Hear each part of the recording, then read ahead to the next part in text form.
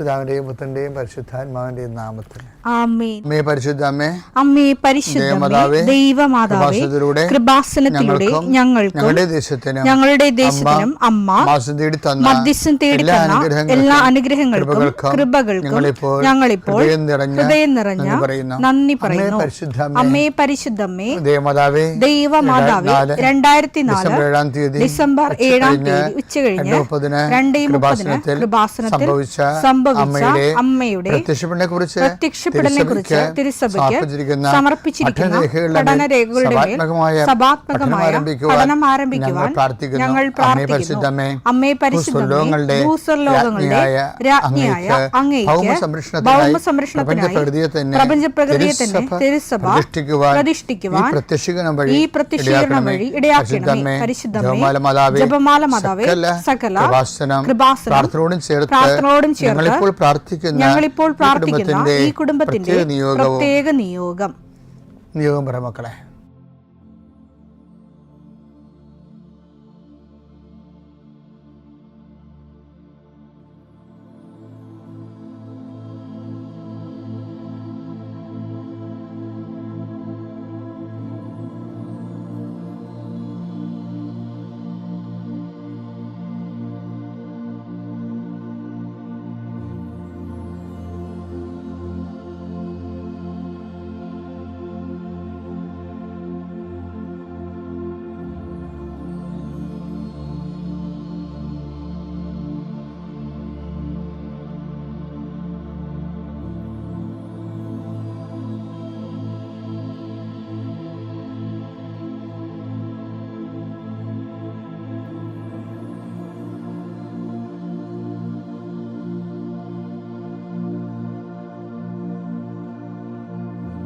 അമ്മയുടെ പ്രത്യക്ഷീകരണത്തിന്റെ ഈ അനുഗ്രഹവേളയിൽ ഞങ്ങൾക്ക് സാധിച്ചു തരുവാൻ കനിയണമേ. ആമേൻ. വിശ്വാസ പ്രമാണം.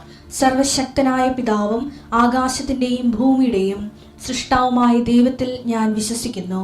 അവിടുത്തെ ഏകപുത്രനും ഞങ്ങളുടെ കർത്താവുമായ ഈശോ മിശിഹായിലും ഞാൻ വിശ്വസിക്കുന്നു.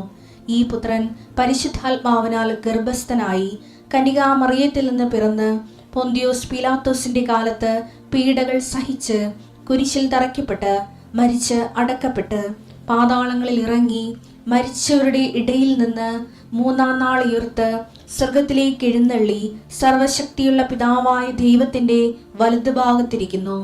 അവിടെ നിന്ന് ജീവിക്കുന്നവരെയും മരിച്ചവരെയും വിധിക്കുവാൻ വരുമെന്നും ഞാൻ വിശ്വസിക്കുന്നു. പരിശുദ്ധാത്മാവിലും ഞാൻ വിശ്വസിക്കുന്നു. വിശുദ്ധ കത്തോലിക്കാ സഭയിലും പുണ്യവാന്മാരുടെ ഐക്യത്തിലും പാപങ്ങളുടെ മോചനത്തിലും ശരീരത്തിന്റെ ഉയർപ്പിലും നിത്യമായ ജീവിതത്തിലും ഞാൻ വിശ്വസിക്കുന്നു. ആമേൻ.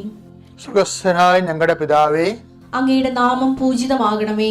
അങ്ങയുടെ രാജ്യം വരണമേ. അങ്ങയുടെ തിരുമനസ് സ്വർഗത്തിലെ പോലെ ഭൂമിയിലും ആകണമേ. അന്നു വേണ്ടുന്ന ആഹാരം ഇന്ന് ഞങ്ങൾക്ക് തരണമേ. ഞങ്ങളോട് തെറ്റ് ചെയ്യുന്നവരോട് ഞങ്ങൾ ക്ഷമിക്കുന്നത് പോലെ ഞങ്ങളുടെ തെറ്റുകൾ ഞങ്ങളോടും ക്ഷമിക്കണമേ. ഞങ്ങളെ പ്രലോഭനത്തിൽ ഉൾപ്പെടുത്തരുതേ, തിന്മയിൽ ഞങ്ങൾ രക്ഷിക്കണമേ. ആമേൻ. നന്മ നിറഞ്ഞ മറിയമേ, സ്വസ്തി. കർത്താവ് അങ്ങയുടെ കൂടെ സ്ത്രീകളിൽ അങ്ങ് അനുഗ്രഹിക്കപ്പെട്ടവളാകുന്നു. അങ്ങയുടെ ഉദരത്തിൻ ഫലമായി ഈശോ അനുഗ്രഹിക്കപ്പെട്ടവനാകുന്നു. പരിശുദ്ധ മറിയമേ, തമ്പുരാന്റെ അമ്മേ, പാപികളായ ഞങ്ങൾക്ക് വേണ്ടി ഇപ്പോഴും ഞങ്ങളുടെ മരണസമയത്തും തമ്പുരാനോട് അപേക്ഷിക്കണമേ. ആമേൻ. കർത്താവേ, നിന്റെ ഉന്നതമായ നാമത്തിന് സ്വസ്ഥം ചെയ്യും. കർത്താവേ, നിന്റെ വിശുദ്ധ പൗരോഹിത്യത്തെ മഹത്വപ്പെടുത്തണമേ. കർത്താവെ, സഭയിലുള്ള സാന്നിധ്യം പ്രകടമാക്കണം. 40 വർഷം ഞാൻ അർപ്പിച്ച കൃപാന്റെ യുഗതിയാൽ കൃപാസ്ഥാനത്താറെ ജീവനോടെ പ്രത്യക്ഷപ്പെട്ട മാതാവിന്റെ മാധ്യസ്ഥ ഇന്ന് അങ്ങയുടെ മക്കളെ പ്രാർത്ഥന കൂടുന്ന എല്ലാ മക്കൾക്ക് വേണ്ടി പ്രാർത്ഥിക്കുകയാണ്. കർത്താവെ, മനസ്സ് വേദനിക്കുന്ന എല്ലാ വിഷയങ്ങളും, അവരുടെ മനസ്സ് വേദനിപ്പിക്കുന്ന എല്ലാ വ്യക്തികളും ഇപ്പോഴും ഈശോയുടെ നാമം നിർവീര്യമാകട്ടെ. കർത്താവെ, മനസ്സ് വിഷമിപ്പിക്കുന്ന സാഹചര്യങ്ങൾ, ചെയ്തെടുക്കേണ്ട ഉത്തരവാദിത്തങ്ങൾ, മറ്റുള്ളവർ നമ്മളെ പഴി പറയാൻ സാധ്യതയുള്ള എല്ലാ വിഷയത്തിൻ്റെ മേലും കർത്താവിൻ്റെ കരുണ ചൊരികയും നിങ്ങളെ കർത്താവ് ഇന്ന് നിലനിർത്തി തരികയും ചെയ്യട്ടെ. നിങ്ങൾ പോകുന്ന വഴികൾ, കണ്ടുമുട്ടുന്ന വ്യക്തികൾ, ചെയ്യുന്ന കാര്യങ്ങൾ, യാത്ര ചെയ്യുന്ന വാഹനങ്ങൾ ഒപ്പിടുന്ന പേപ്പറുകൾ, കൈമാറുന്ന രേഖകൾ, കഴിക്കുന്ന മരുന്ന് എല്ലാം മാതാവിൻ്റെ മധ്യസ്ഥതയിൽ യേശുനാമത്തിൽ അനുഗ്രഹിക്കപ്പെടുകയും നീ ദൈവത്തെ അനുഭവിക്കാൻ ഇന്ന് നിന്നെ സഹായിക്കുകയും ചെയ്യട്ടെ. നിത്യം പിതാവും പുത്രനും പരിശുദ്ധാത്മാവിനെ നീക്കുവാണ്. എൻ്റെ പ്രിയപ്പെട്ടവരെ, ഞാനിപ്പോൾ അച്ഛനായിട്ട് 40 കൊല്ലമായെന്ന് ഞാൻ നിങ്ങളോട് പറയാം. പക്ഷേ 40 കൊല്ലം ആകുമ്പോൾ ചില സമയത്തൊക്കെ ഞാൻ എൻ്റെ ഇടവക ജീവിത കാലത്ത് ഉണ്ടായ 1-2 അനുഭവങ്ങൾ ഓർക്കുമ്പോഴേ ഞാൻ അങ്ങനെയാണ് ഈ ശുശ്രൂഷ കർത്താവിലേക്ക് ഒന്ന് പിടിച്ചതാണ്. ഞാൻ ഒരു ഇടവക കൊച്ചച്ഛനും ഇടവക വികാരിയൊക്കെ തന്നെയായിരുന്നു. പക്ഷേ ഈ ജനം നമ്മളുടെ കൂടെ അവർ എല്ലാ കൂദാശകളും ഒക്കെ അനുസ്മരിച്ചും അനുഷ്ഠിച്ചും എല്ലാ ഞായറാഴ്ചകളിലും തന്നെ അവർ ദേവാലയത്തിൽ വരികയും കർത്താവിനെ സ്വീകരിക്കുകയൊക്കെ ചെയ്യുമ്പോഴും ഈ ജനം ഈ അനുഷ്ഠാനക്രമങ്ങളിൽ അഭിരമിക്കുന്ന ഒരു ആശ്വാസം കണ്ടെത്തുന്ന ഒരു ജനമായിട്ട് എനിക്ക് ചില സമയത്ത് തോന്നി. കാര്യം അവിടെ ഉള്ളിലോട്ട് ക്രിസ്തു എല്ലാവരും അല്ല, നല്ല മാന്യം മര്യാദയ്ക്ക് കത്തോലിക്കാനായിട്ട് ജീവിച്ച് ലോകത്തേക്ക് കിടക്കുന്ന ഒത്തിരി മനുഷ്യരെ ഞാൻ കണ്ടിട്ടുണ്ട്. എന്നാലും അങ്ങനെ ഒത്തിരി മനുഷ്യർ അങ്ങനെ ചെയ്യണമെന്ന് പറഞ്ഞിട്ട് കാര്യമില്ല, ഇതെല്ലാം ഇങ്ങനെ പറയേണ്ടതല്ലേ. ഒരു ദിവസം ഞാൻ റോഡിൽ നിൽക്കുമ്പോഴേ ഒരാൾ ഒരു ഒറ്റക്ക് കൊടിയും പിടിച്ച്, ഒരു ചുവപ്പ് കൊടിയും പിടിച്ച് ഒറ്റക്ക് റോഡിൽ കൂടി വന്നു. അപ്പോൾ ഒന്നാമത്തെ ആ കാലം 87 കാലമാണ്. ഭയങ്കര രാഷ്ട്രീയ കേരളത്തിൽ പിന്നീടുണ്ടായിരുന്നുള്ള എല്ലാ രാഷ്ട്രീയ മാറ്റങ്ങൾക്കും ഡിസിസീവ് പോയിൻ്റായിരുന്ന ഒരു കാലമാണ് 87 എന്ന് പറയുന്നത്. അപ്പോൾ ഇയാൾ ഒറ്റയ്ക്ക് കൊടിയും പിടിച്ച് വന്നപ്പോൾ ഇയാൾക്ക് പരിചയം ഉണ്ടായിരുന്നതുകൊണ്ട് ഞാൻ റോഡിൽ നിൽക്കുകയായിരുന്നു ആ സമയത്ത്, റോഡിനരികിൽ. ഞാൻ ചേട്ടാ എവിടെ പോയി, എന്താ പരിപാടിയെന്ന് ചോദിച്ചു. അപ്പോൾ പറഞ്ഞ് ഞാനൊരു സ്ഥലത്ത് പോയതാണ് വെച്ചാൽ.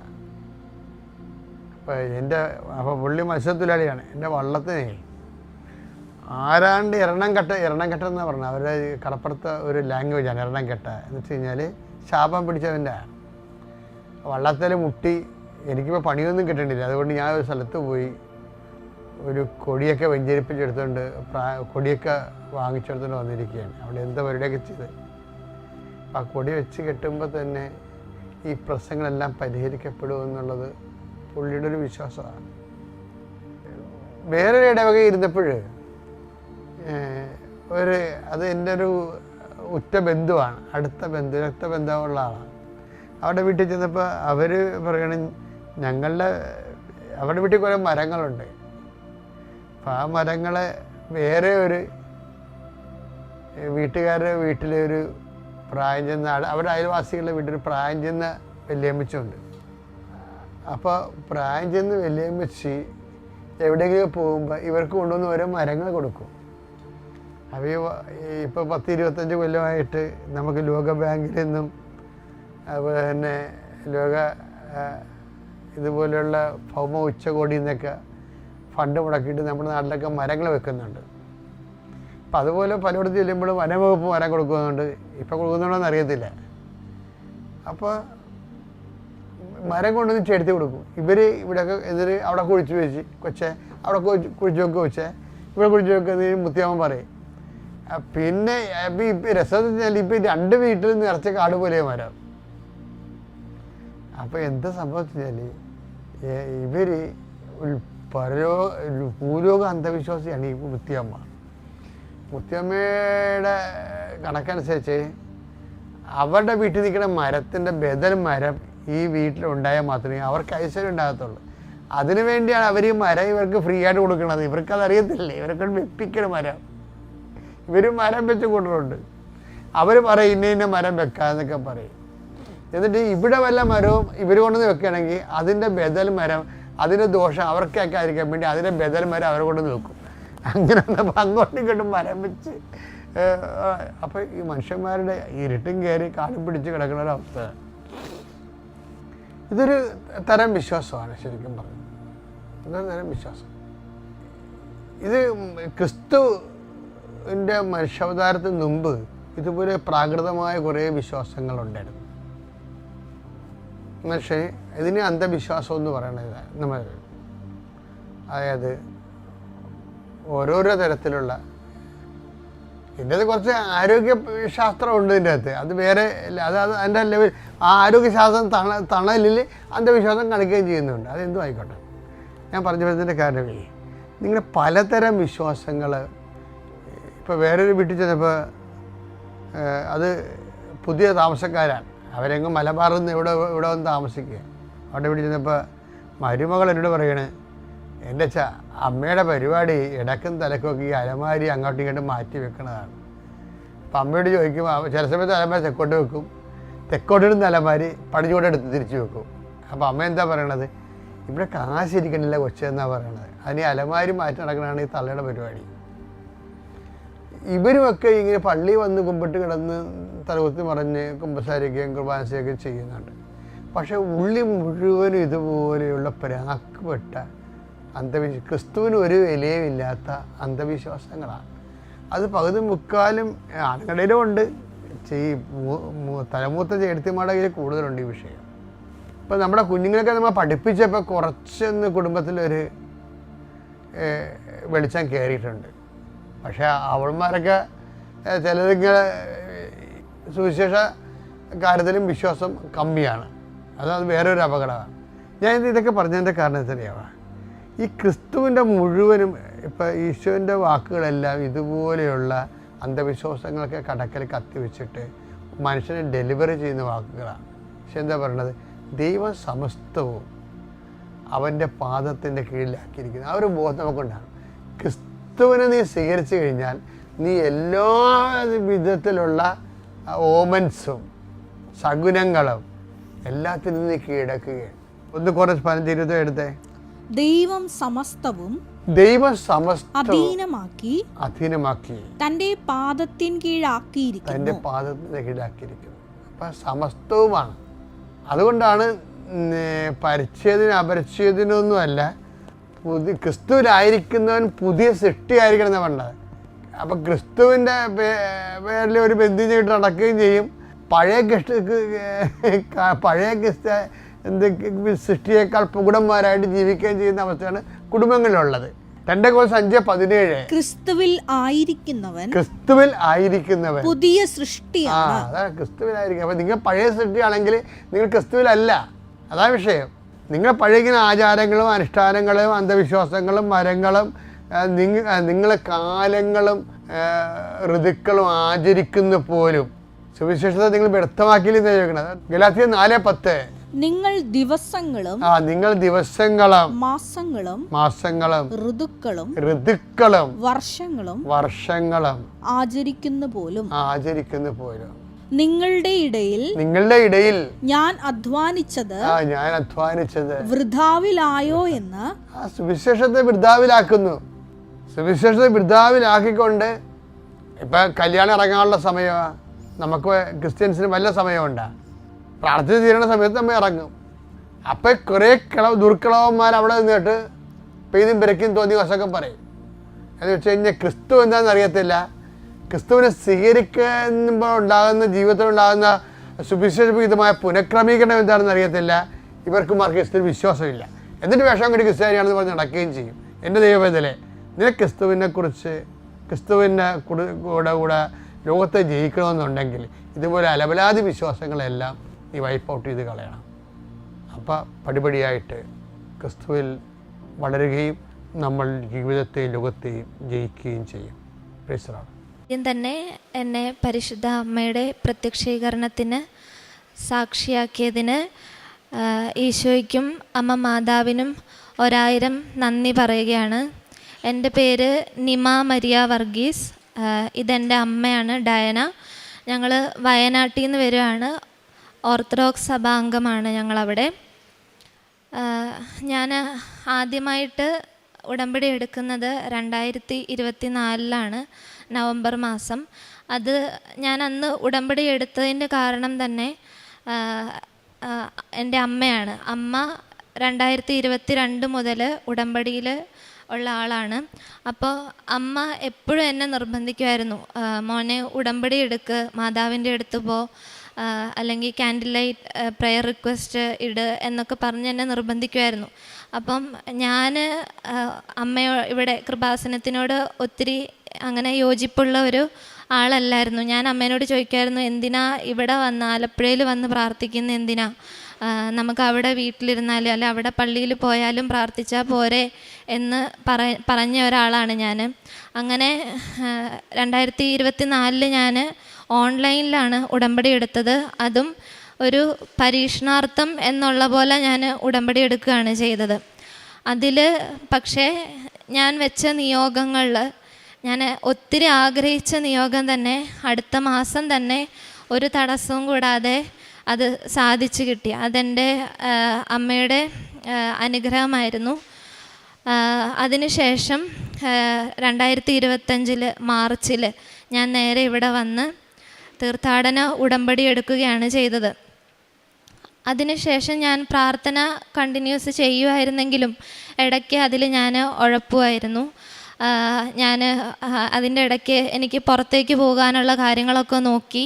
പുറത്തേക്ക് നമുക്ക് പോകണമെങ്കിൽ എനിക്ക് എക്സാം എഴുതി അവിടെ ലൈസൻസ് ലഭിച്ചാൽ മാത്രമേ എനിക്ക് അവിടെ ജോലിയിൽ പ്രവേശിക്കാൻ പറ്റുള്ളായിരുന്നു.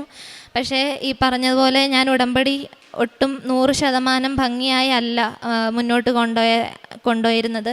അതുകൊണ്ട് തന്നെ ഞാൻ 2 തവണ എക്സാം എഴുതിയായിരുന്നെങ്കിലും ഞാൻ അത് ഫെയിലാവുകയാണ് ചെയ്തത്.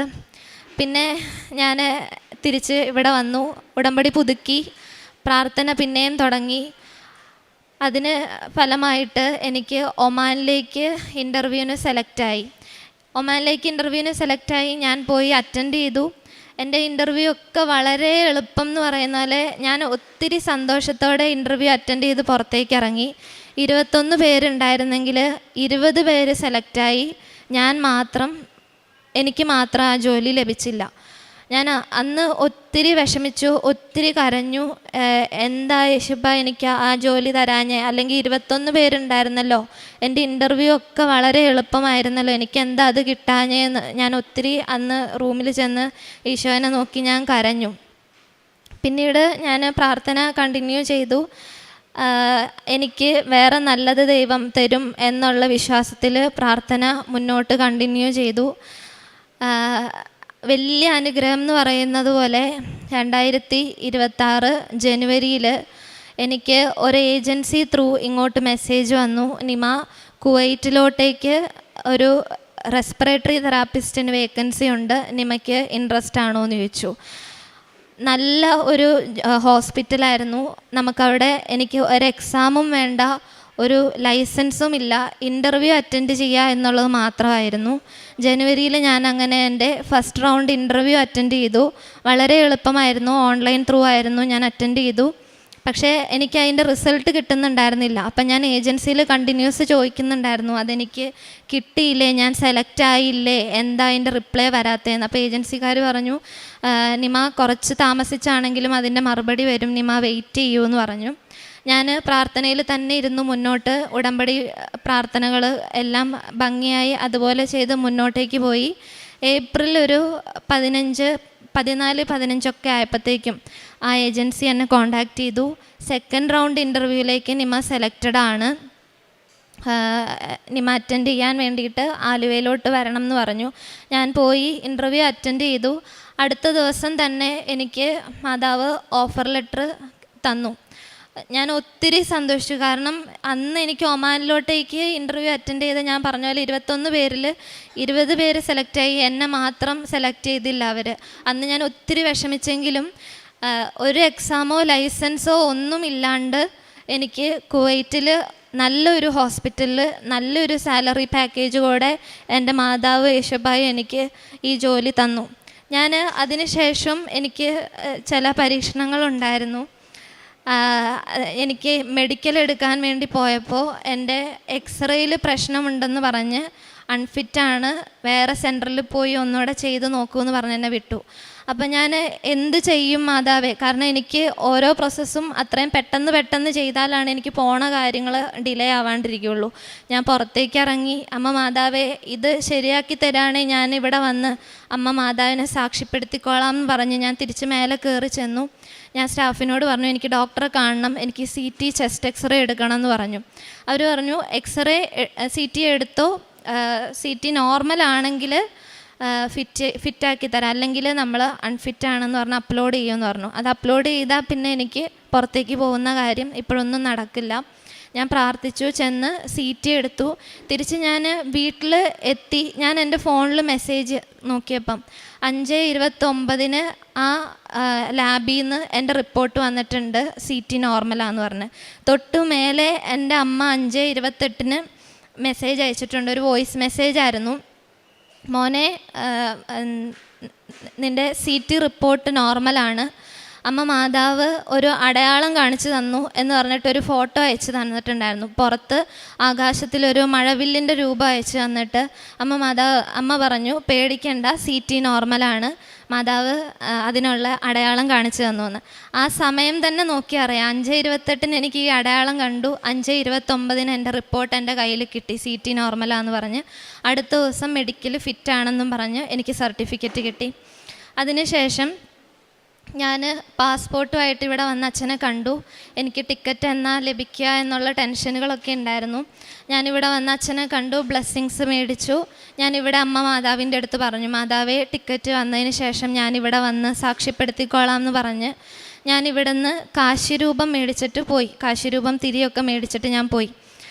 20 കാശ് രൂപയാണ് മേടിച്ചത്. വീട്ടിൽ ചെന്നിട്ട് ഞാൻ ഇങ്ങനെ ടെൻഷൻ അടിക്കുമായിരുന്നു, എന്താണ് എൻ്റെ ടിക്കറ്റ് വരാത്തതെന്ന്. അങ്ങനെ പാക്ക് ചെയ്യുന്ന സമയത്ത് ഞാൻ കാശ് രൂപം എണ്ണി അമ്മയ്ക്ക് കൊടുക്കുന്ന സമയത്ത് ഞാൻ 20 എണ്ണം മേടിച്ചതിൽ എനിക്ക് 22 കാശ് രൂപം ഉണ്ടായിരുന്നു.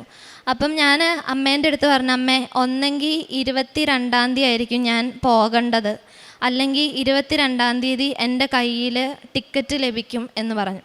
അതുപോലെ പ്രാർത്ഥിച്ചതിൻ്റെ ഫലമായിട്ട് എനിക്ക് 22-ാം തീയതി ടിക്കറ്റ് ഏജൻസി അയച്ചു തന്നു. അതിന് മുന്നേ ഞാൻ പ്രാർത്ഥിക്കുന്ന സമയത്ത് ഞാനിങ്ങനെ പറയായിരുന്നു, അമ്മ മാതാവ് എനിക്കൊരു അടയാളം കാണിച്ചു തരാമോ, എന്നാ ഞാൻ പോകണ്ടേ, അല്ലെങ്കിൽ എന്നാ എനിക്ക് ടിക്കറ്റ് ലഭിക്കുക എന്നുള്ളതിന് എനിക്കൊരു അടയാളം കാണിച്ചു തരാമോ എന്ന് പറഞ്ഞ് പ്രാർത്ഥിക്കുമായിരുന്നു. രാത്രിയിൽ പച്ചത്തിരി കത്തിക്കുന്ന സമയത്ത് ബാക്കിൽ ഭിത്തിയിൽ 28 എന്ന് പറഞ്ഞിട്ട് എനിക്കൊരു നിഴൽ പോലെ കാണുന്നുണ്ടായിരുന്നു. അപ്പം ഞാനത് വിശ്വസിച്ചില്ല. കാരണം ഏജൻസിന്ന് എൻ്റെ അടുത്ത് പറഞ്ഞു, നിമ 26-ാം തീയതി പോകാൻ ഒരുങ്ങിക്കോ, എല്ലാം പാക്ക് ചെയ്തോ, 26-ാം തീയതി ടിക്കറ്റ് ഞാൻ കയറി പോകേണ്ട ദിവസമാണെന്ന് പറഞ്ഞു. അപ്പോൾ 28 കണ്ടപ്പോൾ ഞാൻ അങ്ങനെ വിശ്വസിച്ചില്ല. എന്തായാലും ഏജൻസി പറഞ്ഞല്ലോ ഈ ദിവസം, അപ്പോൾ 28 എനിക്ക് തോന്നുന്നതായിരിക്കും എന്ന് പറഞ്ഞു. എന്നാൽ 22-ാം തീയതി എൻ്റെ കയ്യിൽ വന്ന ടിക്കറ്റിൽ നോക്കിയപ്പോൾ ഡേറ്റ് 28-നായിരുന്നു. അങ്ങനെ ഞാൻ 28-ാം തീയതി ഇവിടെ വന്ന് സാക്ഷ്യപ്പെടുത്താൻ ടിക്കറ്റ് ലഭിച്ചതിന് ശേഷം എന്ന് പറഞ്ഞെങ്കിലും ഞാൻ സാക്ഷ്യപ്പെടുത്താണ്ട് എയർപോർട്ടിലേക്ക് 28-ാം തീയതി നേരെ പോയി. ഞങ്ങൾ 3 പേര് അന്ന് കയറി പോകണമായിരുന്നു. ഞാൻ അവിടെ എയർപോർട്ടിൽ ചെക്ക്-ഇൻ വരെ ചെന്നു. ചെക്ക്-ഇൻ്റെ സമയത്ത് നിമ മരിയയുടെ ടിക്കറ്റ് കാണുന്നില്ല സിസ്റ്റത്തിൽ എന്ന് പറഞ്ഞു. എൻ്റെ ടിക്കറ്റ് മാത്രം ക്യാൻസലായിരുന്നു, ബാക്കി 2 പേര് കയറിപ്പോയി. എനിക്കപ്പം തന്നെ മനസ്സിലായി, കാരണം ഞാൻ ഇവിടെ വന്ന് സാക്ഷ്യപത്രത്തിലെല്ലാം എഴുതി എനിക്ക് ടിക്കറ്റ് കൂടെ ലഭിച്ചാൽ ഞാൻ ഇവിടെ വന്ന് അമ്മ മാതാവിൻ്റെ അടുത്ത് സാക്ഷ്യപ്പെടുത്തിക്കോളാം എന്ന് പറഞ്ഞിട്ട് ഞാനത് ചെയ്യാണ്ട് എൻ്റെ ടിക്കറ്റ് കിട്ടിയപ്പോൾ ഞാൻ കയറി പോകാൻ വേണ്ടി ഡയറക്റ്റ് പോയി. പക്ഷേ എൻ്റെ ടിക്കറ്റ് ക്യാൻസലായിരുന്നു. ഞാൻ 29-ാം തീയതി തന്നെ നേരെ ഇവിടെ വന്നു. ഞാൻ അച്ഛനെ കാണണമെന്ന് പറഞ്ഞു, എൻ്റെ കാര്യം പറഞ്ഞു. അച്ഛൻ എനിക്ക് ബ്ലസ് ചെയ്തു. ഇനി അമ്മ മാതാവിൻ്റെ അടുത്ത് മാപ്പ് പറഞ്ഞു, ഞാൻ സാക്ഷ്യപ്പെടുത്താതിരുന്നത് കൊണ്ട്. അങ്ങനെ അച്ഛൻ്റെ ബ്ലെസ്സിങ് ഒക്കെ മേടിച്ച് ഞാൻ അമ്മ മാതാവിൻ്റെ അടുത്ത് പറഞ്ഞു, മാതാവേ ഞാൻ തിരിച്ച് വീട്ടിലെത്തുന്നതിന് മുന്നേ എന്തുകൊണ്ടാണ്, അല്ലെങ്കിൽ എനിക്ക് ഇതിനൊരു സൊല്യൂഷൻ കാണിച്ചു തരണേന്ന് പ്രാർത്ഥിച്ച് ഞാൻ ഇവിടുന്ന് പോയി. ഞാൻ തിരിച്ച് വീട്ടിലെത്തുന്നതിന് മുന്നേ ഏജൻസിയിൽ നിന്ന് എന്നെ വിളിച്ചു. എന്താണ് കാരണമെന്ന് വ്യക്തമായിട്ടുണ്ട് നിമ, അതിൽ നമ്മൾ വർക്ക് ഓൺ ചെയ്യുവാണ്, അധികം വൈകാതെ തന്നെ ശരിയാക്കാം, നിമയ്ക്ക് എന്തായാലും അവിടെ എത്താൻ സാധിക്കുമെന്ന് പറഞ്ഞു. ഞാൻ അന്ന് അത്രയും ദിവസം നമ്മൾ വീട്ടിൽ നിന്ന് ഞാൻ ജോലിക്ക് പോകുമ്പോൾ കരയുക അല്ലെ വിഷമോ അങ്ങനെ എന്തെങ്കിലും ചെയ്യേണ്ട, ഞാൻ അതുവരെ പിടിച്ചു നിന്നു. ഇത് കേട്ടപ്പോൾ ഞാൻ കരഞ്ഞു. ഞാൻ അങ്ങനെ എന്താ പറയുക, പ്രാർത്ഥിച്ച് ഞാൻ പിന്നെ വീട്ടിൽ പോയി. പലരുടെ അടുത്തും നമ്മൾ മറുപടി പറയണം. എല്ലാവരുടെ അടുത്തും ചോദ്യങ്ങളൊക്കെ വന്നു. പക്ഷേ ശരിയാവും, ദൈവം ശരിയാക്കും. എൻ്റെ സഞ്ചാരി മാതാവ് അവിടെ ചെന്ന് എന്താണോ തടസ്സം അത് മാറ്റി എന്നെ അവിടെ കൊണ്ടുപോകും എന്ന് ഞാൻ മറുപടി പറഞ്ഞ് പ്രാർത്ഥിച്ച് ഉടമ്പടിയിൽ ഭംഗിയായി ധ്യാനവും കേട്ട് കൊന്ത ചൊല്ലുന്നതൊന്നും ഉണ്ടായിരുന്നില്ല. കൊന്ത ചൊല്ലാൻ തുടങ്ങി, വചനം എഴുതി പ്രാർത്ഥിക്കാൻ തുടങ്ങി. അങ്ങനെ എൻ്റെ പ്രാർത്ഥനയുടെ ഫലമായിട്ട് 5-ാം തീയതി രാത്രി ഏജൻസിയിൽ നിന്ന് എന്നെ വിളിച്ചു. നിമയ്ക്ക് പോകാനുള്ളത് ശരിയാക്കിയിട്ടുണ്ട്, തടസ്സങ്ങളെല്ലാം മാറിയിട്ടുണ്ട്, നിമയ്ക്കുള്ള ടിക്കറ്റ് റീഇഷ്യൂ ചെയ്യാൻ വേണ്ടി കുവൈറ്റിൽ നിന്ന് പറഞ്ഞേക്കുവാണ്. നമ്മൾ 4-5 ദിവസത്തിനുള്ളിൽ നിമേൻ്റെ ടിക്കറ്റ് റീഇഷ്യൂ ചെയ്യുവാണെന്ന് പറഞ്ഞു. 6-ാം തീയതി രാവിലെ തന്നെ അവരെനിക്ക് ടിക്കറ്റ് അയച്ചു. നാളെ 11-ാം തീയതി രാവിലെ ഞാൻ കുവൈറ്റിലേക്ക് പോകുവാണ്. എന്നെ പരിശുദ്ധ അമ്മയുടെ പ്രത്യക്ഷീകരണത്തിന് സാക്ഷിയാക്കി മാറ്റിയതിന് ഒന്നുകൂടെ ഞാൻ 1000 നന്ദി പറയുകയാണ്. ഞാൻ 28-ാം തീയതി പോകാൻ നിന്ന് ഞാൻ അന്ന് കയറി പോകുമായിരുന്നെങ്കിൽ ഈശോ എന്താ എന്നും മാതാവ് എന്താണെന്നും അമ്മ മാതാവിനും ഈശോയ്ക്കും ചെയ്യാൻ പറ്റുന്ന അത്ഭുതം എന്താണെന്നും എനിക്ക് ഇത്രയ്ക്കും മനസ്സിലാവില്ലായിരുന്നു. ഇതിന് ശേഷമാണ്, ഈ ഒരു പരീക്ഷണത്തിന് ശേഷമാണ് ഞാൻ ഒത്തിരി ഈശോയോടും മാതാവോടും അടുത്തത്. മുന്നേ ഞാൻ പ്രാർത്ഥന വീട്ടിൽ ചെല്ലുമ്പോൾ ഞങ്ങൾക്ക് എല്ലാ ദിവസവും സന്ധ്യാ നമസ്കാരവും കാര്യങ്ങളൊക്കെ ഉണ്ടെങ്കിലും ഞാൻ അങ്ങനെ കണ്ടിന്യൂസ് ആയിട്ട് പ്രാർത്ഥിക്കുകയോ ഒന്നും ചെയ്യാതിരുന്ന വ്യക്തിയാണ്. പക്ഷേ ഉടമ്പടി എടുത്തതിന് ശേഷം രാവിലെ എണീറ്റുള്ള പ്രാർത്ഥനയാണെങ്കിലും വൈകുന്നേരത്തെ പ്രാർത്ഥനയാണെങ്കിലും എല്ലാ ദിവസവും ചൊല്ലുന്ന ബൈബിള്, അച്ഛൻ്റെ ധ്യാനം എല്ലാം ഭംഗിയായി കണ്ടിന്യൂസ് ആയിട്ട് ചെയ്യാൻ തുടങ്ങിയത് ഇവിടെ കൃപാസനത്തിൽ വന്ന് മാതാവിൻ്റെ ഉടമ്പടി എടുത്തതിന് ശേഷമാണ്. പ്രേക്ഷിത പ്രവർത്തനങ്ങൾ ഞാൻ ഉടമ്പടി എടുത്തതിന് ശേഷം എനിക്ക് ലഭിക്കുന്ന ഓരോ അത്ഭുത സാക്ഷ്യങ്ങളും ഞാൻ എനിക്കറിയുന്ന എല്ലാവരുടെ അടുത്തും പറയാറുണ്ട്. കൃപാസനത്തെക്കുറിച്ചും മാതാവ് എന്താണെന്നും ഞാൻ അവർക്ക് പറഞ്ഞ് മനസ്സിലാക്കാറുണ്ട്. പിന്നെ ഇവിടെ നിന്ന് കിട്ടുന്ന പത്രം ഞാൻ എനിക്കറിയുന്ന എല്ലാവർക്കും കൊടുക്കാറുണ്ട്. രോഗികൾക്ക് വേണ്ടി പ്രാർത്ഥിക്കാറുണ്ട്. ഞാൻ വർക്ക് ചെയ്യുന്നത് ഒരു ഹോസ്പിറ്റൽ മേഖലയിലായതുകൊണ്ട് തന്നെ എൻ്റെ പേഷ്യൻസ് എല്ലാവരെയും ഞാൻ എൻ്റെ ഒരു കൂടപ്പിറപ്പിനെ പോലെ കണ്ട് അവരെ എന്തോരം ബെറ്ററാക്കാൻ പറ്റുമോ, അവരുടെ മനസ്സിനെ ആയിക്കോട്ടെ, അവർക്ക് എന്താണോ രോഗം അതിനെ ആയിക്കോട്ടെ, എനിക്ക് പറ്റുന്ന രീതിയിൽ ഞാൻ അവരുടെ കൂടെ നിന്ന് അവരെ സപ്പോർട്ട് ചെയ്യാറുണ്ട്. കാരുണ്യ പ്രവർത്തികൾ എന്നാൽ സാധിക്കുന്നത് പോലെ എൻ്റെ കയ്യിൽ ഉള്ള പൈസ, ഇപ്പം നമ്മൾ ചികിത്സയ്ക്കാണെങ്കിലും അല്ലാണ്ട് ആവശ്യങ്ങൾക്കാണെങ്കിലും പൈസ ഇല്ലാതെ ബുദ്ധിമുട്ടുന്നവർക്ക് പൈസ കൊടുത്ത് സഹായിക്കാറുണ്ട്. പിന്നെ ഇവിടുത്തെ ഉടമ്പടി തൈലം എൻ്റെ അറിവിൽ ഞാൻ മുന്നിൽ കാണുന്ന ഓരോ പ്രശ്നങ്ങളാൽ ബുദ്ധിമുട്ടുന്നവർ ഞാൻ കണ്ടിട്ടുണ്ട്. അപ്പം അതിൽ എൻ്റെ ഒരു ആൻറ്റിക്ക് തന്നെ സർജറിയൊക്കെ കഴിഞ്ഞ ആൻറ്റിക്ക് ഇപ്പോൾ കാലിന് ഒരു ചെറിയ ബുദ്ധിമുട്ട് നടക്കുമ്പോൾ ഉണ്ടായിരുന്നു. അങ്ങനെ ആൻറ്റി മാനസികമായിട്ടും ശാരീരികമായിട്ടൊക്കെ തളർന്നിരുന്നൊരു സമയത്ത് ഞാൻ ആൻറ്റീൻ്റെ അടുത്ത് ചെന്ന് പറഞ്ഞു, ആൻറ്റി കൃപാസനത്തിൽ പോയി ഉടമ്പടി എടുക്കുക, ആൻറ്റി വിഷമിക്കണ്ട, അവിടെ ചെന്ന് മാതാവിൻ്റെ അടുത്ത് പറഞ്ഞാൽ ആൻറ്റീൻ്റെ എല്ലാ അസുഖങ്ങളും മാറി ആൻറ്റീൻ്റെ മനസ്സിന് ശക്തി ലഭിക്കും എന്ന് പറഞ്ഞ് ഞാൻ എൻ്റെ കയ്യിലുണ്ടായിരുന്ന ഉടമ്പടി തൈലം എടുത്ത് ആൻറ്റീൻ്റെ നെറ്റി തൊട്ട് കാല് വരെ തൂത്ത് കുരിശ് വരച്ച് ഞാൻ പ്രാർത്ഥിച്ചു. ഞാൻ ആൻറ്റീൻ്റെ അടുത്ത് പറഞ്ഞു, ആൻറ്റീൻ്റെ വേദനകൾ അല്ലെങ്കിൽ വയ്യായ്കകൾ ആൻറ്റിക്ക് സൗഖ്യം ലഭിക്കും, മാതാവ് അത് മാറ്റിത്തരുമെന്ന് പറഞ്ഞു. 28-ാം തീയതി ഞാൻ പോകുന്നതിന് തൊട്ട് മുന്നത്തെ ദിവസം ആൻറ്റി എന്നെ വിളിച്ചിട്ട് ആൻറ്റിക്ക് എന്നെ കാണണം എന്ന് പറഞ്ഞു. ഞാൻ ആൻറ്റീനോട് ചോദിച്ചു, ആൻറ്റി എങ്ങനെയുണ്ട്, കുറഞ്ഞോ? അപ്പോൾ ആൻറ്റി പറഞ്ഞു, നീ നേരിട്ട് വന്ന് കാണുമെന്ന് പറഞ്ഞു. ഞാൻ ചെന്നു. ഞാൻ മുന്നേ കണ്ടിരുന്ന എൻ്റെ ആൻറ്റി അതിൽ നല്ല കോൺഫിഡൻസായി, ആൻറ്റിക്ക് തന്നെ മനസ്സിന് നല്ലൊരു കോൺഫിഡൻസായി, ആൻറ്റി നടക്കുന്നതെല്ലാം ബെറ്ററായി, കാര്യങ്ങൾ ഇച്ചിരിയുടെ നല്ല രീതിയിൽ പോകുന്നത് എനിക്കന്ന് കണ്ട് മനസ്സിലാക്കാൻ പറ്റി. അതിനും പരിശുദ്ധ അമ്മയ്ക്കും തിരുക്കുമാരനും ഒത്തിരി നന്ദി പറയുകയാണ്. നാളെ രാവിലെ ഞാൻ കുവൈറ്റിലേക്ക് പോവുകയാണ്. ഇവിടുന്ന് പോയാലും ഞാൻ നേരത്തെ പറഞ്ഞ പോലെ 28-ാം തീയതി പോയാൽ ചിലപ്പോൾ ഞാൻ ഇതിൽ ചിലപ്പോൾ എന്തെങ്കിലും മുടക്കങ്ങളൊക്കെ വന്നേനെ.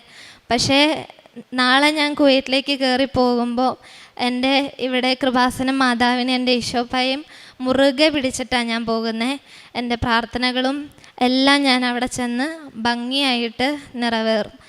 ഒന്നുകൂടെ മാതാവിനും ഈശോയ്ക്കും 1000 നന്ദി പറയുകയാണ്. ത്രിയേക ദൈവമേ, അങ്ങേ ആരാധിക്കുന്നു. പരിശുദ്ധ അമ്മയോട് നന്ദി പറയുന്നു. ഈശോയെ, എൻ്റെ മനസ്സിൽ ഞാൻ 22 ഓഗസ്റ്റ് 3-ാം തീയതി മുതൽ ഉടമ്പടിയിൽ നിൽക്കുന്ന ആളാണ്. എൻ്റെ കുടുംബം അത്രയും ചേർന്ന് വന്നിട്ടില്ല. എൻ്റെ മനസ്സിലെ ഏറെ ആഗ്രഹമായിരുന്നു എൻ്റെ കുടുംബം, എൻ്റെ കുഞ്ഞുങ്ങൾ ഈശോയോടും അമ്മയോടും ചേർന്ന് വരുന്നത്. എപ്പോഴും പ്രാർത്ഥിക്കുമായിരുന്നെങ്കിലും നിയോഗമായിട്ട് ഞാൻ വെച്ചിട്ടുണ്ടായിരുന്നില്ല. അപ്പോൾ 8ാമത് പുതുക്കി ഞാൻ കഴിഞ്ഞ 9-ാം തീയതി മെയ് മാസം 9-ാം തീയതി വന്ന് 8ാമതും പുതുക്കിയപ്പോൾ ഞാനതിൽ നിയോഗമായിട്ട് തന്നെ വെച്ചു. ഇതെൻ്റെ ഇളയ മകളാണ്. ഇവളും എല്ലാവരെയും ചേർത്ത് വെച്ച കൂടെ ഈ മോളും അമ്മയുടെ പ്രത്യക്ഷീകരണത്തിന് സാക്ഷിയായി മാറണമേ എന്ന് ഞാൻ നിയോഗം വെച്ചു. അതിനു മുമ്പേ ഒരു സാക്ഷ്യം എനിക്ക് പറയാനുണ്ട്. ഈ മോള് റെസ്പിറേറ്ററി തെറാപ്പി കോഴ്സ് പാസ്സാകുന്നതിന് മുൻപായിട്ട്, ഇവൾ മണിപ്പാലിൽ പഠിക്കുന്ന ലാസ്റ്റ് സ്റ്റേജിൽ ഞാൻ ആ ഫസ്റ്റ് ഉടമ്പടി ഇവിടെ വന്നെടുക്കുന്നത്. ആ സമയത്ത് ഞാൻ വെച്ചു എൻ്റെ മോൾക്ക് പഠിച്ചിറങ്ങിയാൽ ഫസ്റ്റ് തന്നെ പെട്ടെന്ന് തന്നെ ജോലി നന്ദിയേക്കണേ. അന്ന് എനിക്ക് ഉടമ്പടി വ്യക്തമായിട്ട് അറിഞ്ഞിട്ടൊന്നുമല്ല ഞാൻ വന്ന് ഉടമ്പടി എടുക്കുന്നത്. പക്ഷേ നിയോഗം എഴുതിയിൽ ഒന്നതായിരുന്നു. ഇവളുടെ ബാച്ചിൽ തന്നെ ഫസ്റ്റ് ജോലിക്ക് കയറുന്നത്, അതായത് പഠിച്ചിറങ്ങി 3-ാമത്തെ ദിവസം അവിടെ നിന്ന് വന്നൊന്ന് റെസ്റ്റ് ചെയ്യാൻ പോലും അവസരം കിട്ടാതെ ഫസ്റ്റ് ഇതിൽ തന്നെ നല്ല ഹോസ്പിറ്റലിൽ അവൾക്ക് റെസ്പിറേറ്ററി തെറാപ്പിസ്റ്റായിട്ട് ജോലി ലഭിച്ചു.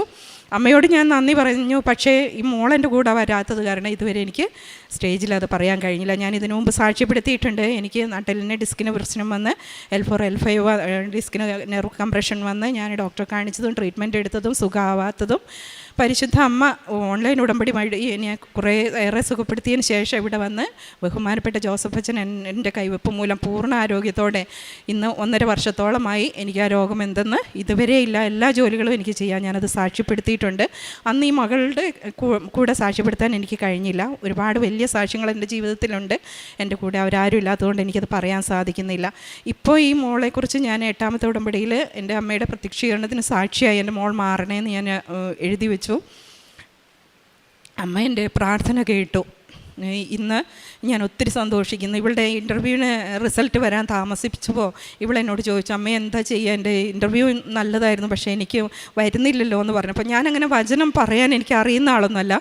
പക്ഷേ ആ ഒരു സമയത്ത് ഞാൻ എൻ്റെ ഫ്രണ്ടിൻ്റെ വീട്ടിലായിരുന്നെങ്കിൽ പോലും പെട്ടെന്ന് എൻ്റെ മനസ്സിൽ തമ്പുരാൻ തന്ന ഒരു വചനം യേശയ്യാ 66:9 കർത്താവ് അരുളി ചെയ്യുന്നു, ഞാൻ പ്രസവത്തോളം എത്തിച്ചിട്ട് പ്രസവം ഉണ്ടാകാതിരിക്കുമോ, ജന്മം നൽകുന്ന ഞാൻ ഗർഭപാത്രം അടച്ചു കളയുമോ എന്ന് എൻ്റെ ദൈവം ചോദിക്കുന്നു. എൻ്റെ ദൈവം തീരുമാനിച്ചിട്ടുണ്ട്, അത് ദൈവം നടപ്പിലാക്കും, അതിൻ്റെ പൂർണ്ണതയോളം എത്തിക്കും എന്ന ആ വചനം അന്നും വായിച്ചപ്പോഴും എനിക്ക് മനസ്സിലാകുന്നു. ഇന്നത് വായിക്കുമ്പോൾ വീണ്ടും എനിക്ക് മനസ്സിലാകുന്നു. കാരണം പല തടസ്സങ്ങൾ ഇവർക്ക് ഇൻ്റർവ്യൂ കഴിഞ്ഞ് ഈ നിമിഷം വരെ ഉണ്ടായെങ്കിലും തമ്പുരാൻ അതിൻ്റെ പൂർണ്ണതയിൽ എത്തിക്കുമെന്ന് അന്നേ ദൈവം എനിക്ക് മെസ്സേജ് തന്നുവെന്ന് ഞാൻ ഒത്തിരി സന്തോഷത്തോടെ നന്ദിയോടെ എൻ്റെ ദൈവത്തെ ഓർത്ത് സ്തുതിക്കുന്നു, നന്ദി പറയുന്നു. അമ്മ മാതാവിന് ഞാൻ നന്ദി പറയുന്നു. ഈ നിമിഷം വരെയും ഞങ്ങളെ കരുതിയ വിധങ്ങൾക്കെല്ലാം നന്ദി പറയുന്നു. എൻ്റെ കുടുംബം പൂർണ്ണമായി ഉടമ്പടിയിലേക്ക് വരണമെന്നാണ് എൻ്റെ ആഗ്രഹം. തമ്പുരാൻ്റെ മുമ്പിൽ ആ വിഷയം പരിശുദ്ധ അമ്മയുടെ മുമ്പിൽ ഞാൻ വെച്ചുകൊണ്ട് നന്ദിയോടെ വീണ്ടും പരിശുദ്ധ അമ്മയോടും ഈശോയോടും നന്ദി പറയുന്നു. ഹോസേയ പ്രവാചകൻ്റെ പുസ്തകം 2-ാം അധ്യായം 15-ാം തിരുവചനം. അവിടെ വെച്ച് ഞാൻ അവൾക്ക് അവളുടെ മുന്തിരിത്തോട്ടങ്ങൾ നൽകും. ആഖോർ താഴ്വര ഞാൻ പ്രത്യാശയുടെ കവാടമാക്കും. അവളുടെ യുവത്വത്തിൽ എന്ന പോലെ, ഈജിപ്തിൽ നിന്ന് അവൾ പുറത്തു വന്നപ്പോഴെന്ന പോലെ അവിടെ വെച്ച് അവൾ എൻ്റെ വിളി കേൾക്കും. നിമ മരിയ എന്ന ഈ മകൾ അമ്മയോടൊപ്പം വന്ന് ഇവിടെ പ്രത്യക്ഷീകരണ സാക്ഷ്യം ഏറ്റുപറയുന്നത്. ഈശോ ഒരു ചോദ്യം ചോദിക്കുന്നുണ്ട്. 10 കുഷ്ഠരോഗികളെ ഈശോ സുഖപ്പെടുത്തിയതിന് ശേഷം വിജാതീയനായ ഒരാൾ മാത്രം വന്ന് ഈശോയോട് നന്ദി പറയുമ്പോൾ ഈശോ വളരെ സങ്കടത്തോടു കൂടി ചോദിക്കുന്ന ഒരു ചോദ്യമുണ്ട്. ബാക്കി 9 പേരെവിടെ? 10 പേരാണല്ലോ സൗഖ്യപ്പെട്ടത്, 9 പേരെവിടെ? അങ്ങനെ ഒരു സാക്ഷ്യമാണെന്ന് നിമ്മ ഇവിടെ പറയുന്നത്. തൻ്റെ ഉടമ്പടിയിൽ നിയോഗം വെച്ച് പ്രാർത്ഥിച്ച് വളരെ അടയാളത്തോടു കൂടി തന്നെ 28 എന്ന ഡേറ്റിൽ താൻ പോകുന്ന വിദേശത്തേക്ക് പോകുന്ന ഒരു ടിക്കറ്റിൻ്റെ അടയാളം പോലും ഈ മകൾക്ക് കിട്ടിയിട്ട് ടിക്കറ്റ് കിട്ടിയ ശേഷം ഈശോയോട് തിരിഞ്ഞു നോക്കാതെ പോയതിൻ്റെ ഒരു വേദനയോടുകൂടി വീണ്ടും വന്നിവിടെ കരഞ്ഞ് പ്രാർത്ഥിച്ച് പ്രവാചകന്മാരെല്ലാം ദാവീദെല്ലാം കരഞ്ഞു പ്രാർത്ഥിച്ചതുപോലെയാണ് ഈ മകൾ ഇന്ന് അവിടെ വന്ന് പ്രാർത്ഥിച്ചത്. 20 പേരും സെലക്റ്റഡായി പോയി, ഞാൻ മാത്രം പോയില്ല എന്നൊരു വലിയ സങ്കടം ഈ മകൾക്കുണ്ടായിരുന്നു. എന്തായാലും ഈ മകളുടെ പ്രാർത്ഥനയ്ക്ക് ഉത്തരം നൽകിയത് ഒരു പരീക്ഷണ കാലഘട്ടത്തിൽ ഒരു ടണലിലൂടെ കടന്നു പോയപ്പോഴാണെന്ന് നിമ ഇവിടെ ഏറ്റുപറയുകയാണ്. നമുക്ക് എത്ര തന്നെ ഉടമ്പടിയിലായിരുന്നാലും പരീക്ഷണ സമയം നമുക്ക് ഉറപ്പാണ്. മാതാവ് ശിക്ഷിച്ചു എന്നല്ല നമുക്കത് മനസ്സിലാക്കേണ്ടത്. എൻ്റെ ഉടമ്പടിയെ, എൻ്റെ വിശ്വസ്തതയെ മാറ്റുരച്ച് നോക്കിയ ഒരു സംഭവമാണെന്നാണ് നമുക്കെപ്പോഴും പരീക്ഷണങ്ങളോ അല്ലെങ്കിൽ പരീക്ഷണഘട്ടങ്ങളോ ഉണ്ടാകുമ്പോൾ നമുക്ക് മനസ്സിലാക്കേണ്ടത്. ഞാൻ ഈശോയെ ഒന്നുകൂടി തൊട്ടറിയാനുണ്ട്, അനുഭവിച്ചറിയാനുണ്ട്, ഈശോയുടെ സ്നേഹം രുചിച്ചറിയാനുണ്ട് എന്നാണ് ഈ മകൾക്ക് മനസ്സിലാക്കേണ്ടിയിരുന്നത്.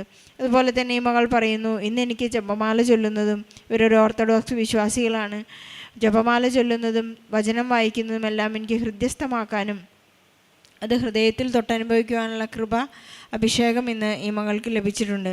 അതുപോലെ അടയാളങ്ങളിലൂടെ മുന്നറിയിപ്പ് നൽകുമ്പോഴെല്ലാം ഇതെനിക്ക് തന്നെയാണ്, ദൈവം എന്നെ സ്നേഹിക്കുന്നു എന്നുള്ള വലിയ ഒരു ഉറപ്പ് ഈ മകൾക്ക് ലഭിക്കുന്നുണ്ടെന്ന് ഈ സാക്ഷ്യത്തിലൂടെ പറയുന്നു. കൊറിന്തോസ്കാർക്ക് എഴുതിയ 1-ാം ലേഖനത്തിൽ വിശുദ്ധ പൗലോസ്ലീഹ പറയുന്നത്, മേഘത്തിലൂടെയും തീഗോളത്തിലൂടെയും കടന്നു പോകുമ്പോൾ അവർ സ്നാനപ്പെടുന്നു എന്ന് വിശുദ്ധ പൗലോസ്ലീഹ ആയിട്ട് പറയുന്നുണ്ട്. നമ്മുടെ ചില സ്നാനപ്പെടലുകളൊക്കെ അങ്ങനെയാണ്. ചില ടണൽ നമുക്ക് അനുവദിച്ചു തരുന്നത് നാം നമ്മുടെ സ്നാനം പൂർത്തിയാകാൻ വേണ്ടിയാണെന്ന് നമുക്ക് മനസ്സിലാകുകയാണ്. അങ്ങനെ ദൈവത്തിൻ്റെ സ്നേഹം, ദൈവത്തിൻ്റെ തിരഞ്ഞെടുപ്പ് തന്നെയാണ്. നിൻ്റെ നിക്ഷേപം എവിടെയാണോ അവിടെയായിരിക്കും നിൻ്റെ ഹൃദയം എന്ന് ഈശോ പറയുന്നു. എവിടെയാണ് എൻ്റെ നിക്ഷേപം? എനിക്ക് നിത്യതയാണ് എൻ്റെ നിക്ഷേപമെങ്കിൽ എൻ്റെ ഹൃദയം അവിടെയാകുമെന്ന് നമുക്ക് മനസ്സിലാക്കാം. ഒരു പാകപ്പിഴവ് വന്നാൽ അമ്മയുടെ അക്കൗണ്ടിൽ നിന്ന് നമുക്ക് ജാമ്യം കിട്ടും. ഉറപ്പായിട്ടും പരിശുദ്ധ അമ്മയാണ് നമുക്ക് ജാമ്യമെടുത്ത്, നമുക്കൊന്ന് തെറ്റിപ്പോയാൽ നാം വീണ്ടും തിരിച്ചു വരാൻ വേണ്ടി പരിശുദ്ധ അമ്മയുടെ ജാമ്യം, ആ ഒരു തുക തിരിച്ചടയ്ക്കുന്നത് അമ്മയാണ്. നമുക്ക് മനസ്സിലാകുന്നത് പോലെ റോമൻ ശതാധിപൻ പറയുന്നത്, ഓരോരുത്തരുടെയും അവസ്ഥ നമുക്ക് നോ മെറിറ്റ്, എനിക്ക് ഒട്ടും തന്നെ മെറിറ്റില്ല, പക്ഷേ അങ്ങൻ്റെ ഭവനത്തിൽ വരാൻ എനിക്ക് യോഗ്യതയില്ല, അങ്ങൊരു വാക്ക് അരുളി ചെയ്താൽ മതി. ഈ മകളുടെ സാക്ഷ്യം അങ്ങനെ തന്നെയാണ്. ഈശോ ഒരു വാക്ക് അരുളി ചെയ്തതിൻ്റെയാണ്, ഈശോ സ്നേഹിച്ചതിൻ്റെയാണ്, ഈശോയുടെ സ്നേഹം ആഴമായി അനുഭവിക്കാൻ സാധിച്ചതിൻ്റെ ഒരു വലിയ അനുഭവ സാക്ഷ്യമാണ് ഈ മകളോട് ഏറ്റുപറഞ്ഞത്. നമുക്കെപ്പോഴും വിശ്വസ്തരായിരിക്കാം, ഈശോയെ പിരിയാതെ പരിശുദ്ധ അമ്മയുടെ കരം പിടിച്ച് നമുക്ക് മുന്നേറാം. നിമമരിക്ക് ലഭിച്ച എല്ലാ അനുഗ്രഹങ്ങൾക്കും പരിശുദ്ധ അമ്മയ്ക്കും ഈശോയ്ക്കും നല്ലൊരു കയ്യടി നൽകി ഈ സാക്ഷ്യം നമുക്ക് സമർപ്പിക്കാം.